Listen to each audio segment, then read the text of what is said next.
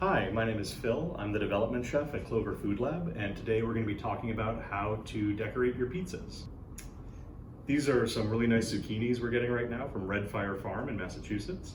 They just came into season, and we're going to be featuring them on our more seasonal pizza today. So the first thing you're going to want to do is trim off just this little end bit. You really don't need to take that much off. Similarly with this end, most of this is going to be usable, so you only want to trim off that last little bit. And you can cut this in one of two ways. You can either go down and cut rings, if you want that sort of like pepperoni look on your pizza. I would cut those about 1/4 of an inch. That way they're going to cook during the amount of time that they're going to spend in the oven, which is only going to be about 12 to 14 minutes. Or we can do half moons if you find that this cut is a little difficult.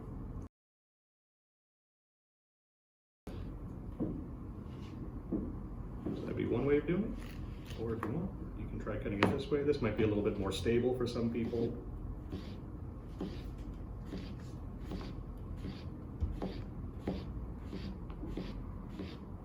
And the knife we're using today was actually designed for Clover Food Lab by Adam Simha. He's based in Cambridge, MKS Design.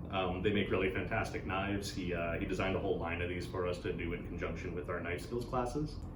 We start by just trimming off that little bit. All right, so there, once you have your onion trimmed, we're going to cut that in half.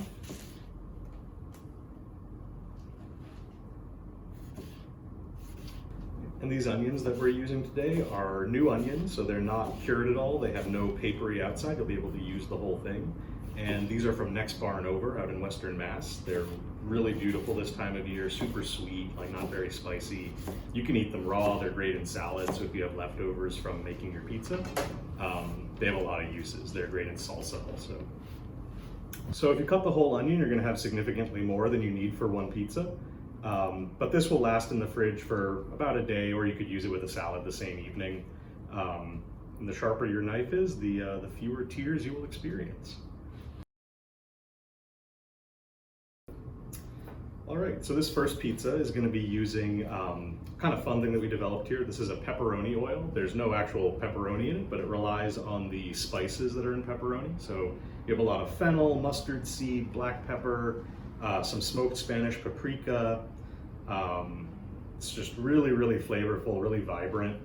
And this we're using in place of like a regular chili oil. So this is significantly more than you're going to need. It's great for dipping crusts in. You can also use it in salad dressings. It's really fun to work with. And start by just kind of drizzling a little bit on there.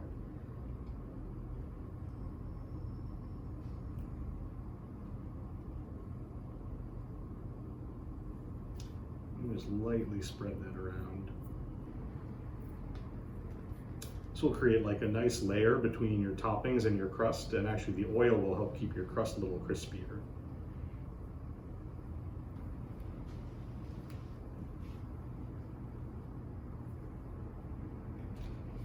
This is going to be the cheddar mozzarella blend. This is the same blend we used on our pizzas last week. So this is the Grafton cheddar. It's like nice and sharp. It's got a lot of flavor to it. Really, really savory. Got the umami thing going on. And then standard kosher shredded mozzarella.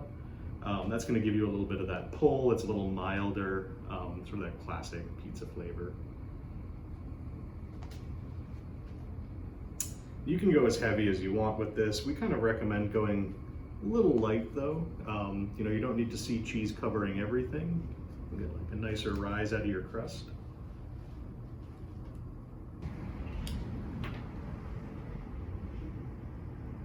Get that zucchini on there.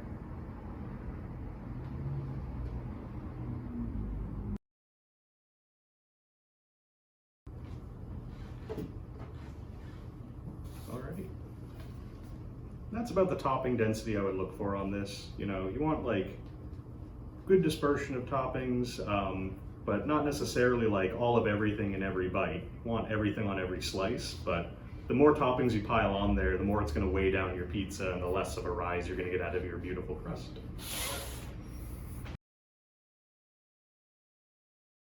All right, so first we're going to take a little bit of olive oil. This isn't in your kit, and this also isn't entirely required. This is just an extra step you can do to keep your dough a little bit more crispy before the marinara goes on.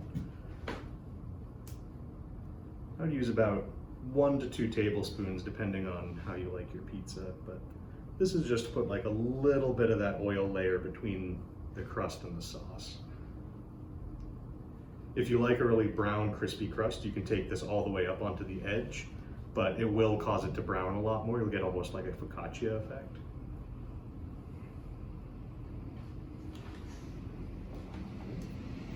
Next with the marinara. This is another one where if you like more sauce, feel free to use as much of it as you like, but we're gonna go relatively light here. I would always start from the middle and then using either a ladle or a spoon, just kind of work your way outward. Really gently with the bottom of the spoon. And just bring that right up to your crust.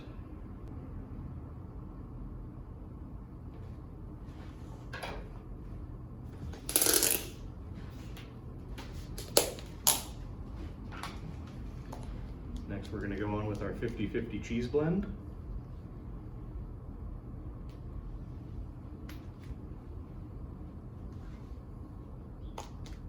This one I'm going to go a little heavier than the previous pizza. I just like a little bit more cheese with my red sauce pizzas.